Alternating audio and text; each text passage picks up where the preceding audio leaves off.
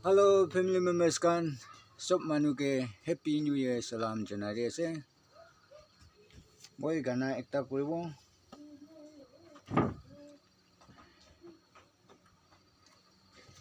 ami kan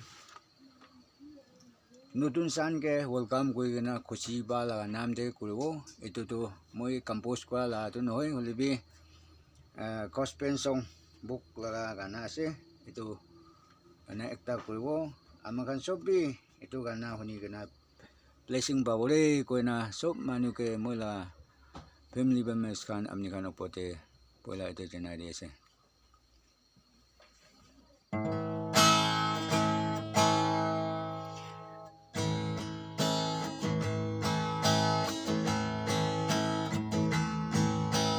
Đâu xa cái gì lạc trên